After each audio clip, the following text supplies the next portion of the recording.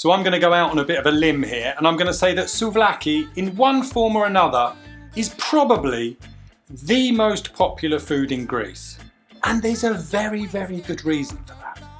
Right, so first up, let's kick off with the pittas. Now in my bowl I've got 210 grams of milk. This is a full fat milk, around 3.5% fat.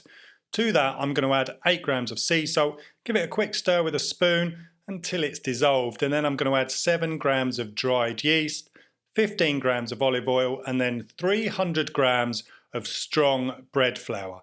We're going to give that a quick mix with a spoon, then we're going to cover it, leave it out on the bench at room temperature just to rest for between 20 to 30 minutes.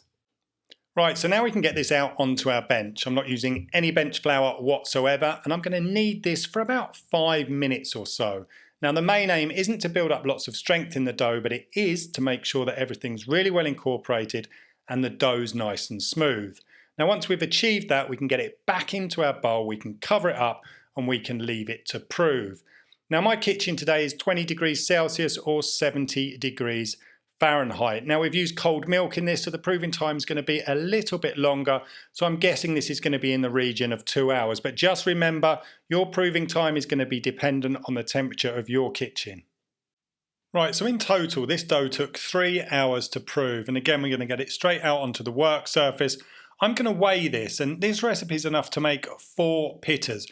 So I'm going to divide that dough equally down by 4. Now you don't have to weigh it, you definitely can eyeball this.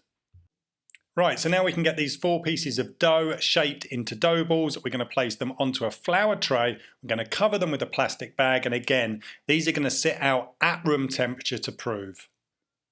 And while that's proving, we'll make a super simple tzatziki. Now I'm going to take the zest of 1/4 of a lemon and the juice of 1/2 a lemon and add that into the bowl with some really good quality yogurt. And then take 1 clove of garlic and grate that in there too.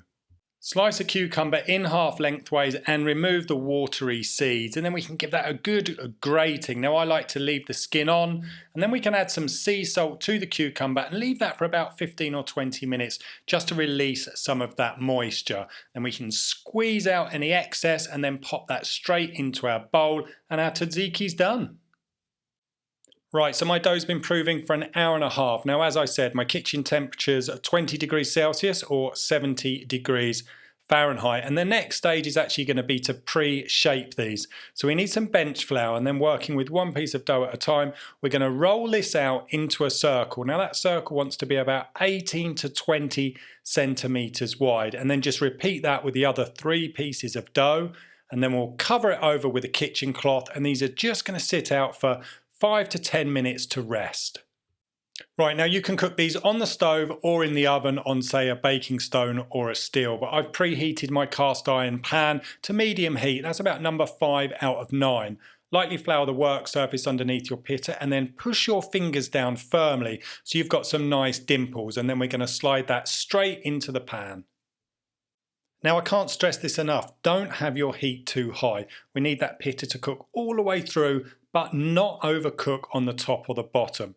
Keep checking it, and when you've got that nice colour on the bottom, we can flip the pitta over. And it's going to take another 1 to 2 minutes to finish on the other side. And then when it's done, take it out and pop it in a tea towel just to cool down.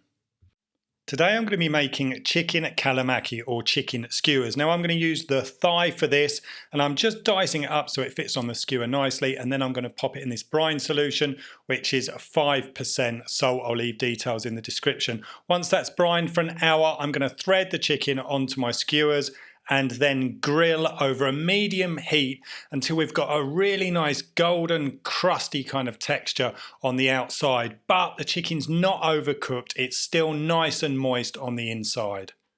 Now you can pretty much put whatever you want in this, but I'm going to stay true to my local souvlaki store here in Athens, and I'm going to warm that pitta up in the pan where we cooked the chicken with all of the juices.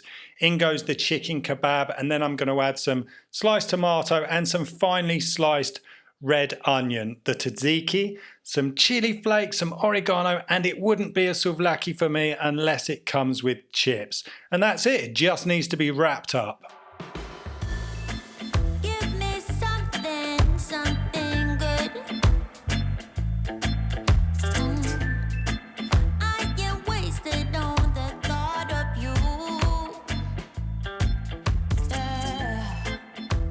That's it from me today. Now, as ever, if you give this a go, then let me know in the comments what you think. Tag me over on Instagram. But for now, a huge thank you for watching. I'll see you again very soon. Stay tuned.